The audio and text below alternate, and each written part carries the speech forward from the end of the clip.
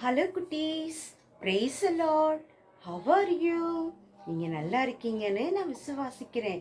இந்த shine time ப்ரோக்ராமில் இந்த செக்மெண்ட்டில் உங்களை எல்லாரையும் நான் வரவேற்கிறேன். கர்த்தருக்கு ஸ்தோத்திரம்.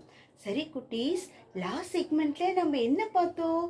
மத்தேயு எழுதின சுவிசேஷம் 1-2 அதிகாரம் நம்ம தியானித்தோம். எதை பற்றி தியானித்தோம்? இயேசு எப்படி பிறந்தாரு, எந்த ஊர்ல பிறந்தாரு, யாருக்கெல்லாம் காட்சி கொடுத்தாங்க, யாரெல்லாம் தேவ தூதர்களை அழைச்சாங்க, அதெல்லாம் நம்ம விவரமா பார்த்தோம்ல.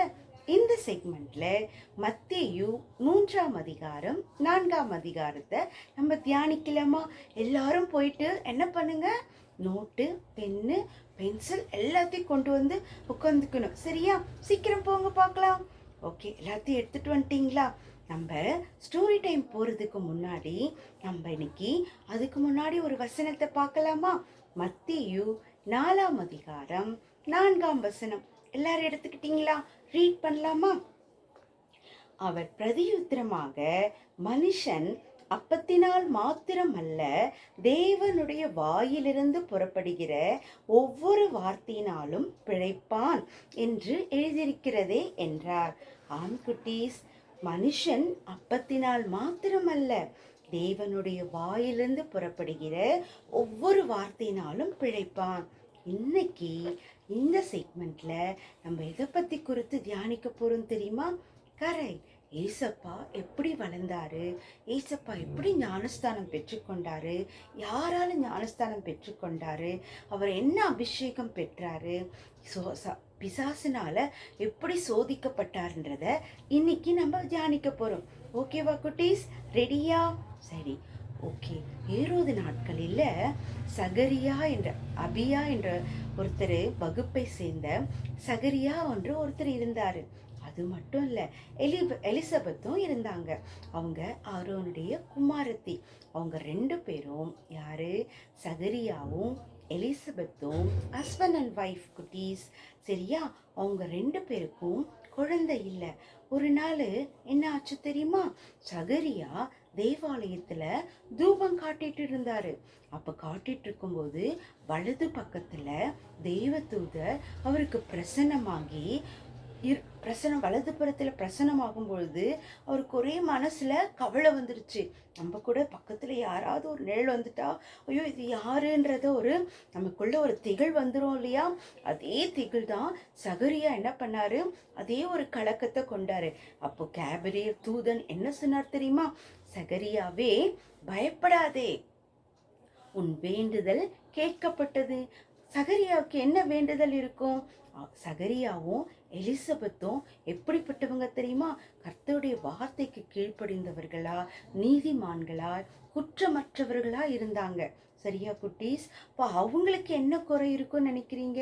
அவங்க 2 பேரும் வயதானவங்க, ஆனா அவங்களுக்கு குழந்தை இல்லை. இந்த ஏக்கம் சகரியா உள்ளத்துல இருந்தது. அப்போ சகரியாவுடைய வேண்டுதலை ஏசப்பா கேட்டாரு. அப்போ தேவதூதர் என்ன சொன்னாரு? உன் வேண்டுதல் கேட்கப்பட்டது. சகரியாவே, நீ பயப்படாதே, உன் வேண்டுதல் கேட்கப்பட்டது அப்படின்னு சொன்ன பிறகு நீ ஒரு குமாரனை பெறுவாய். அவருக்கு என்ன பண்ண? நீ யோவான் என்று பெயரிடுவாயாக. அந்த யோவான் நீங்க பிறந்த பிறகு உனக்கு சந்தோஷமும் மகிழ்ச்சியும் உண்டாகும். அந்த குழந்தை பிறக்கும் போது பரிசுத்த ஆவியினால நிரப்பப்பட்டிருக்கும். தாயின் வயிற்றில் இருக்கும் பொழுதே பரிசுத்த ஆவியினால நிரப்பப்பட்டிருக்கும். அது மட்டும் இல்ல, அவன் குடிக்க மாட்டான். அப்புறம் மட்டும் மற்றவர்களை மனம் திரும்புதலுக்கு ஏற்ற ஞானஸ்தான கொடுப்பாங்க. பரிசுத்த ஆவியினால வழி நடத்துவாங்க. கீழ்ப்படியாதவர்களை நீதிமான்களிடத்துல திரும்பி பரலோக ராஜ்யம் கர்த்தரிடத்துல சேர்க்கிற அளவுக்கு இப்படி இருப்பாரு அப்படின்னு அவரை குறித்து ஒரு பெரிய ஹிஸ்டரியே, ஒரு பெரிய தரிசனத்தை யாரு சொன்னது? கேப்ரியல் தூதன். யாருக்கு சொன்னது? சகரியாவுக்கு சொன்னது. சகரியாவுக்கு சொன்ன உடனே சகரியாவுக்கு என்ன ஆச்சு தெரியுமா? உடனே கலக்கம் வந்துடுச்சு. இது எதனால் அறிவேன்? நானும் என் மனைவியும் கிழவனா இருக்கிறோமே. யாரு? சகரியாவும் எலிசபெத்தும் கிழவியா இருக்கும்போது இது எதனால நான் அறிவேன்னு சகரியா கேட்கும் பொழுது தேவதூதர் என்ன தெரியுமா சொன்னாரு, நான் உனக்கு ஒரு நற்செய்தியை கொண்டு வந்தேன். உன்னி இப்படி ஒரு பரிசுத்த பிள்ளையை நீ பெற்றெடுக்க போறன்ற நற்செய்தியே உனக்கு நான் சொல்ல, நான் எங்கே வந்திருந்து சிங்காசனத்திலிருந்து இறங்கி உனக்கு இந்த நற்செய்தியை நான் சொல்கிறேன். ஆனால் நீ இந்த வாக்குத்தத்தத்தை நிறைவேறும் மட்டும் நீ எப்படி இருப்பனா ஊமையா இருப்பாய், பேச மாட்டாய். அதனால அவன் பேசாம ஊமையா இருந்தாங்க. ஏன் ஊமையா இருந்தாங்க? அவங்க விசுவாசிக்கல. அப்போ கேப்ரியல் தூதர் என்ன சொன்னாங்க, இந்த வாக்குத்தத்தம் நிறைவேற வரைக்கும் நீ என்ன பண்ணுவ, ஊமையா இருப்ப, பேச மாட்ட அப்படின்னு சொன்ன உடனே பேசாம ஊமையா இருந்தாரு. கேப்ரியல் தூதரும் போயிட்டாங்க. போயிட்ட பிறகு தேவாலயத்துல என்ன ஆச்சு தெரியுமா, ஜனங்கள் எல்லாம் ஒரே ஜெபிச்சுட்டு இருந்தாங்க. அப்போ என்ன சொன்னாங்க, சைகை காட்டி அவர் எக்ஸ்பிளைன் பண்ணாரு. பண்ண பிறகு அவருடைய ஊழியத்தை நிறைவேற்றி வீட்டுக்கு போனாரு. போன பிறகு கொஞ்ச காலத்துல என்ன ஆச்சு, எலிசபெத்து ஒரு குமாரனை பெற்றாங்க. அவங்க பேர் என்னது, யோவான். யோவான் பேரிட்ட பிறகு எல்லா ஜனங்களும் சொன்னாங்க, உன் மகன் உனக்கு விருத்த சேதனம் பண்ணும்போது இந்த குழந்தைக்கு என்ன பேரிடலாம் அப்படின்னு கேட்கும் பொழுது அவங்க சொன்னாங்க, சகரியான் பேரிடலாமா அப்படின்னு கேட்கும் பொழுது எலிசபெத் என்ன சொன்னாங்க தெரியுமா, இல்லை இல்லை, அவருக்கு யோவான் என பேரிடு அப்படின்னு சொன்னாங்க.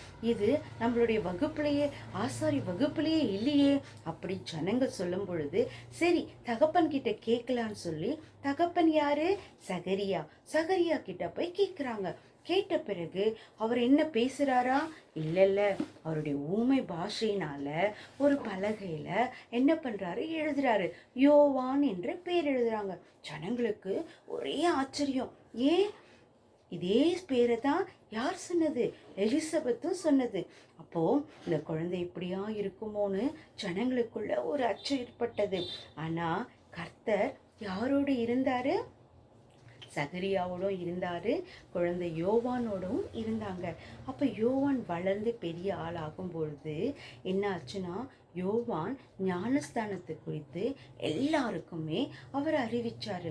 அப்ப அறிவிக்கும் பொழுது என்ன ஆச்சு தெரியுமா, அவரு என்ன பண்ணாருன்னா, மனம் திரும்பலுக்கேற்ற கனிகளை கொடுங்க, நீங்க தீய பழக்கத்துல இருந்தீங்கன்னா அதை மாறி நீங்க என்ன பண்ணுங்க, மனம் திரும்புதல் வாங்க, அதை விட்டு விலகி இயேசுவின் இடத்துல வாங்க. அநேக ஜனங்கள், இஸ்ரவேல் ஜனங்கள் அநேக பேரை யோர்தான் நதியில கொண்டு என்ன பண்ணாரு, ஞானஸ்தானம் எடுக்க வச்சாரு.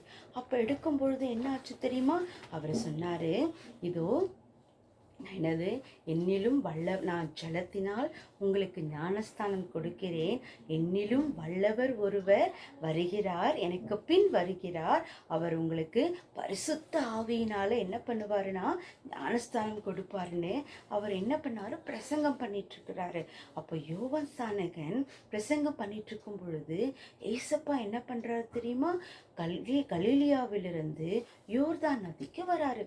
யோர்தான் நதிக்கு வந்த உடனே யோவான் ஸ்நானன் கிட்ட நீர் என்ன பண்ணு, என்ன சொல்றாரு தெரியுமா, என்ன சொல்றாரு, நீ எனக்கு இந்த இடத்தை கொடு, நீ ஞானஸ்தானம் கொடு அப்படின்னு அவர் சொல்றாரு. அப்ப அவர் என்ன சொல்றாரு,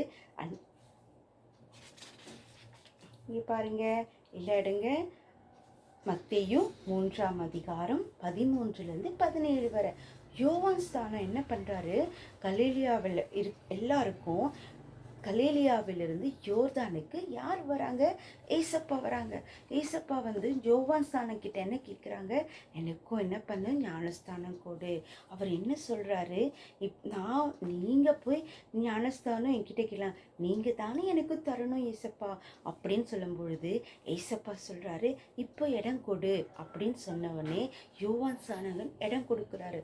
இடம் கொடுத்த உடனே என்ன பண்றாரு, தண்ணீர்ல மூழ்கி ஏசப்பாவை என்ன பண்றாரு, ஞானஸ்தானம் கொடுக்கிறாரு. ஏசப்பா ஞானஸ்தானம் பெற்றுக்கொண்டு கரையேற வந்த உடனே அவர் என்ன பண்ணார் தெரியுமா, ஜெபிச்சாரு. ஜெபிக்கும் பொழுது வானம் திறக்கப்பட்டு வானத்திலிருந்து ஒரு பெரிய உரத்த சத்தம் ஏற்பட்டு என்ன சொன்னார் தெரியுமா, இவன் நேசகுமாரன், இவரில் நான் பிரியமாயிருக்கிறேன் அப்படின்னு ஒரு சத்தம் வந்தது. பிதாவிடத்திலிருந்து குமாரன் இயேசுவுக்கு என்னது, இப்படி ஒரு பரிசுத்த ஆவியினால அவர் நிரப்பப்பட்டாரு குட்டீஸ். அது மட்டும் இல்லை, ஞானஸ்தானம்னா என்ன? ஞானஸ்தானன்றது முழுகிறது. கரெக்டா? முழுகி நம்ம என்ன பண்ணுவோம்? ஞானஸ்தானம் எடுப்போம். ஆனால் ஞானஸ்தானம் முழுகுதல் நம்ம சொல்கிறோம். அதில் என்னாகும்? கர்த்தர் எனக்காக மரித்தார், அடக்கம் பண்ணப்பட்டார், உயிரோடு எழுந்தார் என்ற அந்த அறிவு, அதாவது அந்த ஞானம் நமக்குள் இருக்கும் பொழுது நம்ம யாருக்கு சாட்சியாக வாழ்வோம்? இயேசுவுக்கு சாட்சியாக வாழும்போது தான் அந்த ஞானஸ்தானத்துக்கே ஒரு முக்கியத்துவம் கிடைக்குது. சரியா குட்டீஸ்? அது மட்டும் இல்லை, ஞானஸ்தானத்தில் என்னாச்சு தெரியுமா? நீங்கள் பர்த்டே கொண்டாடுறீங்கல்ல, அது எவ்வளோ பெரிய முக்கியமான ஃபங்க்ஷன் இல்லையா? பர்த்டே கொண்டாடினா நல்ல புது ட்ரெஸ்ஸு, அது மட்டும் இல்லை, என்ன நடக்கும்? புது ட்ரெஸ்ஸு, சாக்லேட்டு, கிஃப்ட்ஸு, எல்லா ஃப்ரெண்ட்ஸும் உங்களுக்கு எத்தனை தருவாங்கல்ல. நீங்கள் பிறந்த நாளை எந்த அளவுக்கு முக்கியமாக கொண்டாடுறீங்களோ அதே அளவுக்கு என்ன கொண்டாடணும்? ஞானஸ்தானத்தை பற்றியும் கொண்டாடணும். ஞானஸ்தானமும் உங்கள் வாழ்க்கையில் ஒரு முக்கியமான பங்கு குட்டீஸ். அது மட்டும் இல்லை, இப்போது நம்ம ஏசப்பா கிட்ட நம்ம கேட்குறோம். அதே மட்டும் இல்லாமல் நம்ம தாயின் கர்ப்பப்பையில் நம்ம 10 மாதம் சுமந்துக்கிறாங்க இல்லையா ஒரு குழந்தைய. அந்த குழந்தை எப்படி இருக்கும்? வயிற்றில் தண்ணீர் சுற்றி சூழ்ந்திருக்கும். அதுவும் ஒரு வகையான ஞானஸ்தானின் அடையாளம் கூட சொல்லலாம். ஆனால் அந்த குழந்தை அந்த தாயின் வயிற்றிலேருந்து வெளில வரும் பொழுது எப்படி அதுக்கு என்ன கிடைக்குது? ஒரு அப்பா, ஒரு அம்மா, உலக பிரகாரமான என்ன கிடைக்குதுன்னா ஒரு பிறப்பு. அப்போது உலக பிரகாரமான மாம்சமான ஒரு பிறப்பு கிடைக்குது. ஏசப்பா சொல்கிறாரு, அப்போது ஏசு ஒருவன் மறுபடியும் பிறவாவிட்டால் அவன் தேவனுடைய ராஜ்யத்தை காண மாட்டான் என்று மெய்யாகவே உங்களுக்கு சொல்லுகிறேன். எங்க இருக்கு தெரியுமா? யோவான் 3:3. ஆம் குட்டீஸ், நம்ம மறுபடியும் பிறக்கணும். நீங்க கேட்கலாம், இப்பதானே நான் பிறந்தேன், என்ன மறுபடியும் நான் பிறக்கணுமா அப்படின்னு நீங்க கேட்கலாம். ஆனா ஏசப்பா என்ன சொல்றாரு தெரியுமா? நீங்க மறுபடியும் பிறக்காவிட்டால் தேவனுடைய ராஜ்யத்துல நீங்க என்ன பண்ண மாட்டீங்க? காண மாட்டீங்க. மெய்யாகவே சொல்லுகிறேன் அப்படின்னு ஏசப்பா சொல்றாரு. எங்க இருக்கு இந்த வசனம்? யோவான் 3:3 என்ன சொல்றாங்க? நம்ம மறுபடியும் பிறக்கும் பொழுது எங்க பிறக்கிறோம் தெரியுமா? பரலோக குடும்பத்துல நம்ம பிறக்கிறோம். அது மட்டும் இல்ல, ஜலத்தினாலும் ஆவியினாலும் பிறக்கும்போது நம்மளுக்கு எங்க இருக்குன்னா பரலோகத்தை ஜீவ புஸ்தகத்துல எழுதப்பட்டிருக்கும், அடையாளமா இருக்கும்னு எழுதப்பட்டிருக்கிறதுக்கு அடையாளம் அப்படின்னு நம்ம சொல்லலாம். அப்பொழுது என்ன ஆச்சுன்னா, இப்போ நீங்க ஞானஸ்தானம் பெற்றுக்கொண்ட பிறகு யாருக்கு கலக்கமாக இருக்கும்னு நினைக்கிறேன்? பிசாசு குடும்பத்துக்கு. ஏன்? நீங்கள் கர்த்தர் குடும்பத்தில் சேர்ந்துட்டீங்க. ஞானஸ்தானம் பெற்ற உடனே நீங்கள் கர்த்தர் குடும்பத்தில் சேர்ந்துட்டீங்க குட்டீஸ். அப்போ சேர்ந்துடும்போது என்ன நினைப்பான்னு தெரியுமா பிசாசு? ஐயோ, இவன் இனிமேட்டு கிறிஸ்துவ குடும்பத்தில் சேர்ந்துட்டான், பரலோக குடும்பத்தில் சேர்ந்துட்டான், இனி இவன் என்ன பண்ணுவான்? என்ன அதட்டிப்போ, அப்படி போ, என்னை அதட்டுவானே, இயேசுவின் நாமத்தை சொல்லி துரத்துவானே அப்படின்னு சொல்லி யாருக்கு நடுக்கம் வந்துடும்னா பிசாசு குடும்பத்துக்கு நடுக்கம் வந்துடும். அப்போ நம்ம எதனால ஞானஸ்தானம் பெற்றிருக்கணும்? ஞானஸ்தானம்னா என்னது? நம்ம ஏசப்பா எனக்காக சிலுவையில் அடைக்கப்பட்டார், உடைக்கப்பட்டார், மீட்கப்பட்டார், உயிரோடு எழும்பினார், நான் சாட்சியா கிறிஸ்துவுக்காக மனம் திரும்பி வாழ்வேன்றது தான் ஞானஸ்தானம். சரியா குட்டீஸ்? இப்போ நம்ம நினைக்கலாம், ஏசப்பா எந்த வயசுல தெரியுமா ஞானஸ்தானம் பெற்றுக்கொண்டாரு? 30 வயசுல. நீங்க கேட்கலாம், அதுவரையிலும் நான் காத்துட்டு இருக்கணுமா 30 வயசு வரலாம்? இல்லை குட்டீஸ், நீங்க என்ன பண்ணனா, ஏசப்பா எனக்காக மரித்தார், எனக்காக அடக்கம் பண்ணப்பட்டார், எனக்காக உயிர்த்தெழுந்தார், நான் அவருக்காக சாட்சியா வாழ்வேன்ற ஒரு ஞானம் இருக்கும் போதுலையா, அப்போவே அந்த உணர்வு வந்துருச்சுன்னா நீங்க என்ன பண்ணலான்னா ஞானஸ்தானம் பெற்றுக்கொள்ளலாம். சரியா குட்டீஸ்? இதுல ஒரு ஞானஸ்தான பாடல் இருக்கு, நான் என்ன சொல்லட்டுமா? இயேசுவின் பின்னே போக துணிந்தேன், இயேசுவின்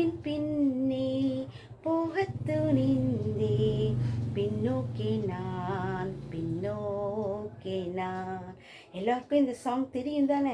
இயேசுவின் பின்னே போகத் துணிந்தேன், இயேசுவின் பின்னே போகத் துணிந்தேன், பின்னோக்கி நான், பின்னோக்கி நான். இதுவும் என்னது? ஞானஸ்தானம் பாட்டு. ஏசப்பா நமக்காக முன்மாதிரியா வாழ்ந்தவர் இல்லையா? அவரே நம்மளை தாழ்த்தி அவர் என்ன பண்ணாரு? யோவான் ஸ்தானம் கிட்ட ஞானஸ்தானம் பெற்றுக்கொண்டார். சரியா குட்டீஸ்? அது மட்டும் இல்லை, நம்ம நினைக்கிறோம் ஞானஸ்தானத்தில் எத்தனை ஞானஸ்தானம் தெரியுமா? 5 வகையான ஞானஸ்தானம் இருக்குது. என்னென்ன பார்க்கலாமா? ஃபஸ்ட்டு வந்து என்னது? தண்ணீரில் ஞானஸ்தானம். தண்ணீரில் ஞானஸ்தானம் என்ன பண்ணுவீங்க? குழந்தை பிறந்த உடனே நம்மளுக்கு ஞானஸ்தானம் கொடுப்பாங்க. ஆனால் குழந்தை ஞானஸ்தானம் பைபிளில் குறிக்கப்படலை. ஆனால் முழுக்க ஞானஸ்தானம் தான் முக்கியமானது. தண்ணீரில் மூழ்கி, அதாவது என் பாவங்கள் என்ன பண்ணும்? என்னுடைய பாவங்கள் கர்த்தருடைய தூய இரத்தத்தினால கழுவப்பட்டு நான் மறுபடியும் மனம் திரும்பி வந்திருக்கிறேன். அதுதான் தண்ணீரில் முழுகிற ஞானஸ்தானம். சரியா குட்டீஸ்? அதான் ஏசப்பா சொல்றாரு. யோவான் 3:3 நம்ம என்ன பார்த்தோம்? ஜலத்தினால ஞானஸ்தானம். சரியா? அப்புறம் வந்து ஆவியினால ஞானஸ்தானம். ஜலத்தினால ஞானஸ்தானம் மட்டும் இல்லை, நம்ம ஆவியினாலும் ஞானஸ்தானம் பெற்றுக்கொள்ளும். எப்படி? பரிசுத்த ஆவியினால ஞானஸ்தானம் பெற்றுக்கொள்ள வேண்டும். லூக்கா 3:21, 22 இயேசு ஞானஸ்தானம் பெற்று கரையேறின உடனே அவர் என்ன பண்ணாரு? ஜெபிச்சாரு. ஜெபிச்ச உடனே என்னாச்சு? பரிசுத்த ஆவியினால அவர் நிரப்பப்பட்டு இவர் என்னுடைய நேசகுமாரன் அப்படின்னு சொல்லி யார் சொன்னது? வானத்திலிருந்து ஒரு பெரிய சத்தம் உண்டானது. சரியா குட்டீஸ்? மூணாவது அக்னி அபிஷேகம். ஜலத்தினால் ஞானஸ்தானம் கொடுத்த யோவான் ஸ்நானகன் அக்னினாலும் ஞானஸ்தானம் கொடுக்கறதுக்கு ஜனங்களை யாரிடத்துல அறிமுகப்படுத்தினாரு? ஏசப்பா கிட்ட. அப்ப படுத்தும் பொழுது அவர் பரிசுத்த ஆவியினாலும் அக்னியினாலும் அவர்களுக்கு ஞானஸ்தானம் கொடுப்பார். அது எங்க இருக்கு தெரியுமா? மத்தேயு 3:11 அவர் எதுல கொடுப்பாரு? ஜலத்தில் மட்டும் இல்ல, பரிசுத்த ஆவியினாலும் அக்னியினாலும் என்ன பண்ணுவாரு? அவரு ஞானஸ்தானம் கொடுப்பாரு. அடுத்தது ஒரே சரீரத்திற்குள்ளான ஞானஸ்தானம். 4வது என்னது? ஒரே சரீரத்திற்குள்ளான ஞானஸ்தானம். அது என்ன? நீ யாரா இருந்தாலும், அதாவது நாம யூதரா இருந்தாலும், கிரேக்கரா இருந்தாலும், அடிமையா இருந்தாலும், ஒரே ஆவினால ஒரே சரீரத்திற்குள்ள ஞானஸ்தானம் பண்ணப்பட்டு எல்லோரும் ஒரே ஆவிக்குள்ள இருக்கணும். 1 கொரிந்தியர் 12:13. நம்மளுக்கு அவயங்கள் நிறைய இருக்கு, ஆனா சரீரம் ஒன்று தானே. அந்த சரீரத்துல நம்ம யாரு? ஜீசஸ்கிட்ட நம்ம ஐக்கியமா இருக்கணும். அப்படி ஐக்கியமா இருக்கும் பொழுது நம்ம என்ன பண்றோம்? ஒன்றாக இணைக்கப்படுறோம். அப்போ ஒரே சரீரத்துக்குள்ள இது ஒரு ஞானஸ்தானம். 5வது வந்து என்ன தெரியுமா? பாடு மரணத்துக்கு ஏதுவான ஞானஸ்தானம். அதாவது ஆகிலும் நான் முழுக வேண்டிய ஒரு ஞானஸ்தானம் உண்டு, அது முடிவும் அல்ல, எவ்வளவோ நெருக்கப்படுகிறேன். லூக்கா 12:50. இந்த ஸ்தானத்தை வந்து கிறிஸ்து பாடு மரணம் பண்றவங்க இல்லையா? அப்போ சீஷர்கள் மேல இப்படிப்பட்ட ஒரு அபிஷேகத்தை ஏசப்பா ஊற்றினாருன்றத நம்ம பார்க்கலாம். சரியா?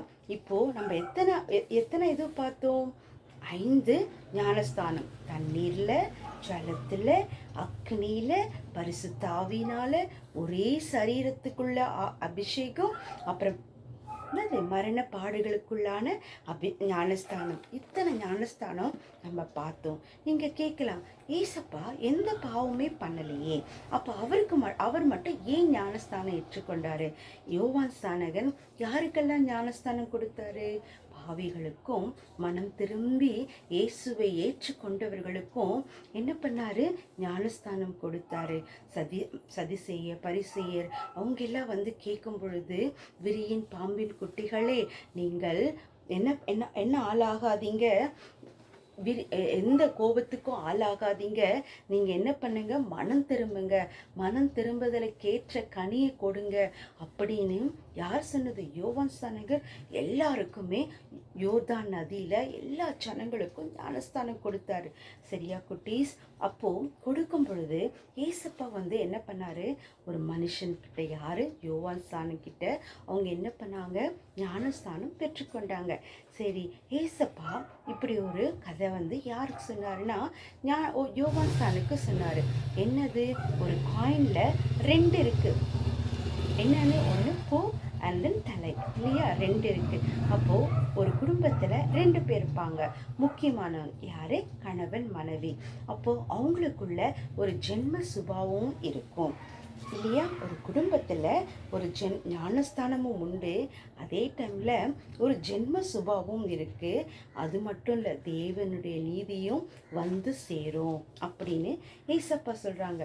ஒரு பக்கம் பாவத்தை அறிக்கையிட்டு மனம் திரும்ப வேண்டும் என்றும், இன்னொரு பக்கம் தேவனுடைய நீதியாகிய தெய்வீக சுபாவங்களை தெரிந்து கொள்ள வேண்டும். ஒன்று, பாவத்தை விட்டு மனம் திரும்ப வேண்டும். இன்னொரு பக்கம் தேவனுடைய நீதியா என்ன பண்ணணும்? தெய்வீக சுபாவங்களை நம்ம தெரிஞ்சு கொள்ளணும். அதுதான் ஏசப்பா என்ன பண்ணாரு? முதலாவது முன்மாதிரியா செஞ்சு வச்சாரு. யாருக்கிட்ட ஞானஸ்தானம் பெற்றாரு? கரெக்ட், யோவான் ஸ்நானன் கிட்ட தான் முன்மாதிரியா அவர் என்ன பண்ணாரு? ஞானஸ்தானம் பெற்றார். 2வது, தேவனுடைய நீதி விளங்கணும்ல. யாரிலிருந்து ஞானஸ்தானம் பெற்றுக்கொண்டாரு? பரிசுத்த ஆவியினால அவர் என்ன பண்ணாரு? ஞானஸ்தானம் பெற்றுக்கொண்டாரு. அப்போ ஞானஸ்தானம் என்பது தேவனுடைய நீதி எனப்படும். சரியா குட்டீஸ்? தேவனுடைய நீதி எனப்படும். அது மட்டும் இல்லை, நான் பழைய ஏற்பாட்டில் ஒரு ராஜா பற்றி சொல்கிறேன். சீரியா நாட்டில் நாகமான் என்ற ஒரு குஷ்டரோகி இருந்தாராம். அவர் என்ன பண்ணாரா? எலிசா அவர் குஷ்டரோகத்தில் இருந்தாராம். அப்போ எலிசா என்ன தெரியுமா சொன்னார்? ராஜாவே, நீங்கள் போய் என்ன பண்ணுங்க, யோர்தான் நதியில் 7 முறை முங்கி எழுங்க, என்ன ஆகும்? உங்கள் குஷ்டரோகம் எல்லாம் மறைஞ்சு போகும் அப்படின்னு சொன்னவொடனே அவர் நாகமான் என்ன பண்ணாரு? கீழ்ப்படியில் அசால்ட்டாக இருந்துட்டாரு. ஆனால் அவங்க கூட வேலை செஞ்ச வேலைக்காரங்க இருக்காங்க இல்லையா, அவங்க என்ன பண்ணாங்க? ரொம்ப பணிவாக, தகப்பனே, நாங்கள் சொல்கிறத நீங்கள் செய்யணும், நீங்கள் என்ன பண்ணுங்க, போய் ஸ்நானம் பண்ணுங்க அப்படின்னு சொன்னவனே அவங்க என்ன பண்ணாங்க? நாகமான் உடனே என்ன பண்ணாங்க? போயிட்டு அந்த யோர்தான் நதியில் 7 முறை முங்கி எழுந்தாங்க. எழுந்த உடனே உங்களை போல ஒரு அழகான சரீரம் அவருக்கு கிடைச்சது. சரியா குட்டீஸ்? ஞானஸ்தானம் எவ்வளோ முக்கியம் இல்லையா? நம்ம பாவத்திலிருந்து மனம் திரும்பணும். சரியா குட்டீஸ்? அது மட்டும் இல்லை, நம்ம என்ன பண்ணணும்? ஃபஸ்ட்டு குஷ்டரோகம் எப்படி நீங்கிச்சு? அதுபோல் நீங்களும் ஞானஸ்தானம் பெறும்போது முதலாவது உங்கள் பாவம் குஷ்டரோகம் உங்களை விட்டு என்ன பண்ணும்? விலகி போடும். அடுத்தது என்னாகும்? கிறிஸ்து என்ன சொல்றார் பாரு? கிறிஸ்துவின் சாயல் உங்களுக்குள் தரிப்பிக்கப்படுகிறது, தேவ நீதி உங்களில் நிறைவேறியது. இப்போ நாகமான் என்ன பண்ணாரு? அவருடைய பாவம் என்னும் இது அந்த குஷ்டரோகம் நீங்கிடுச்சு இல்லையா? ஞானஸ்தானம் பெறும்போது நீங்கிடுச்சு. அடுத்தது என்னாச்சு? அவருடைய ரூபம், அவருடைய சரீரம் என்னாச்சு? ரொம்ப அழகா, உங்களை மாதிரி கியூட்டாக அழகாக இருந்துச்சு.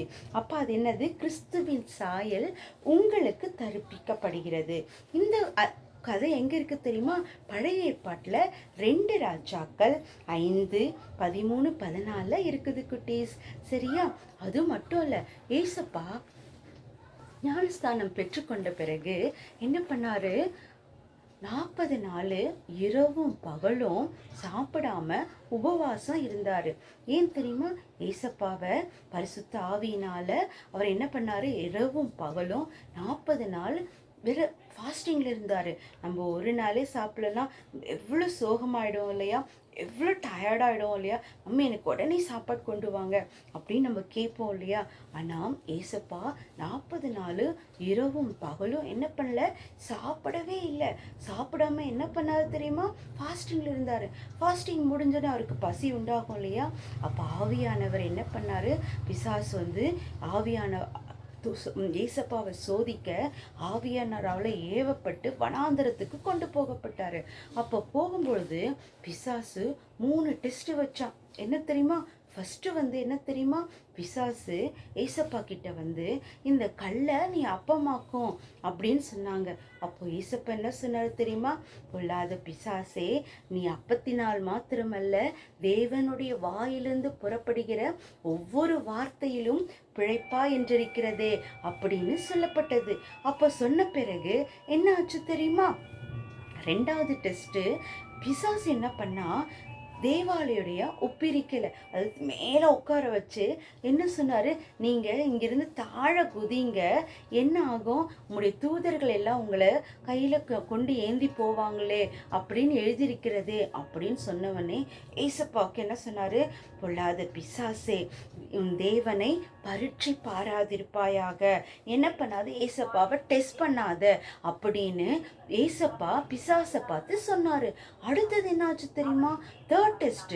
பிசாசு என்ன பண்ணானா, உயர்ந்த மலைன்னா என்ன, ஒரு பெரிய மவுண்டெயினில் கொண்டு போய் என்ன சொல்கிறாரு, ஏசப்பா நீங்கள் என்ன பண்ணுங்க, இங்கே மேலே இருந்து நீங்கள் இங்கே எல்லாம் பாருங்கள், எல்லாத்தையும் நான் உலக சாம்ராஜ்யங்கள் எல்லா மகிமையும் நான் உங்களுக்கு கொடுத்துட்றேன், நீங்கள் என்ன பண்ணுங்க, சாஷ்டாங்கமாக காலில் விழுங்க அப்படின்னு சொன்னவனே ஏசப்பா என்ன சொன்னார்?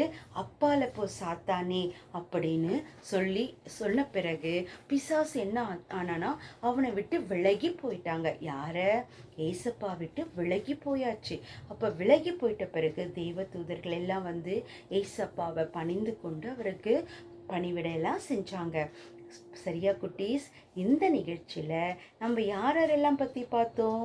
கரெக்ட், யோவான் ஸ்நானகன். ஏசப்பா பிறப்பறதுக்கு முன்னாடி யோவான் ஸ்நானகன் பிறந்தார்.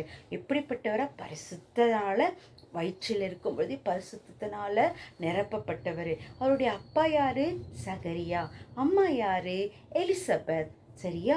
அப்போ அவங்க ஞானஸ்தானம், யோவான் ஸ்நானனுடைய பெரிய ஊழியம் என்ன தெரியுமா?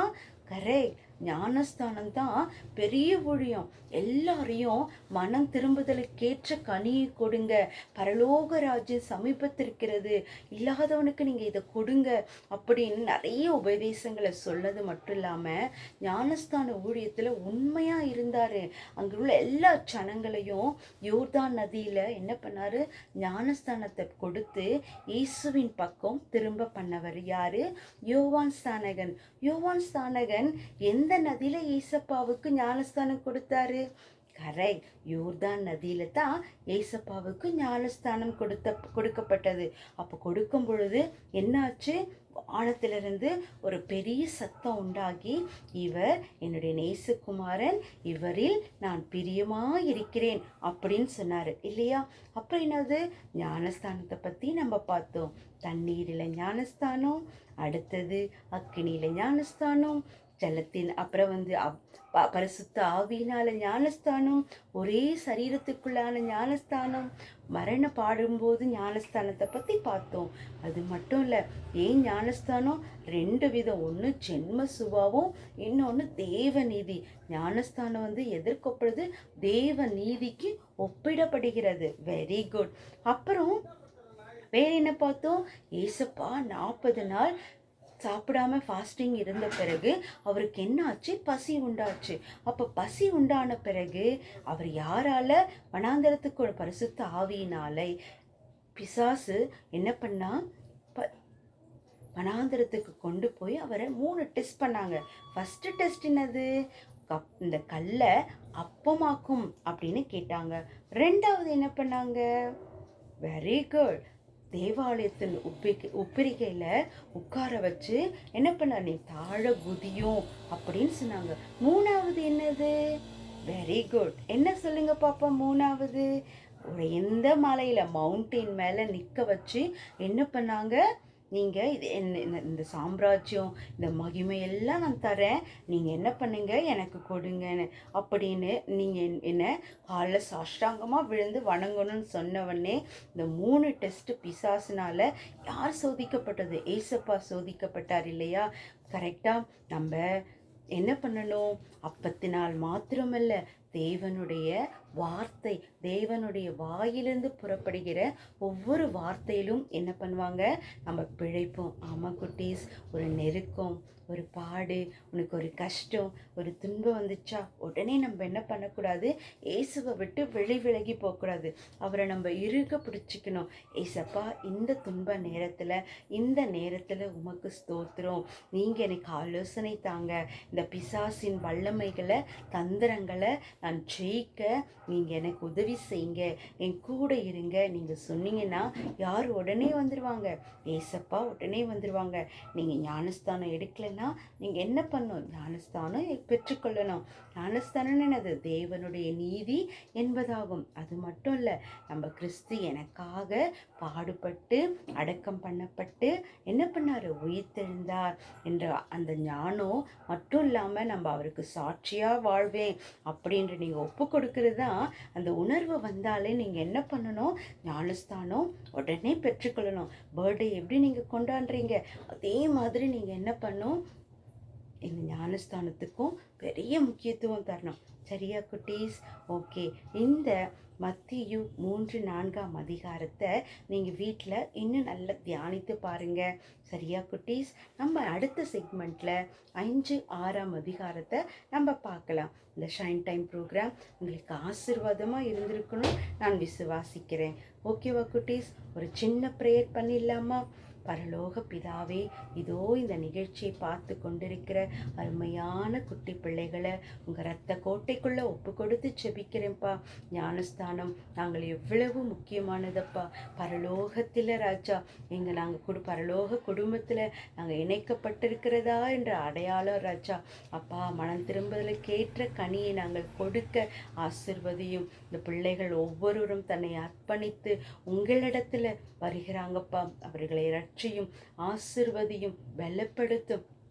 இந்த வசனத்தை தியானிக்கும் போது நீர் எங்களோடு இருந்த கிருபைக்காக ஸ்தோத்திரம். இதை கேட்ட ஒவ்வொரு பிள்ளைகள் உள்ளத்தில் நீங்கள் இடைப்பட்டதற்காக ஸ்தோத்திரம். அவங்க பேரண்ட்ஸை நீர் ஆசீர்வதித்ததற்காக ஸ்தோத்திரம்.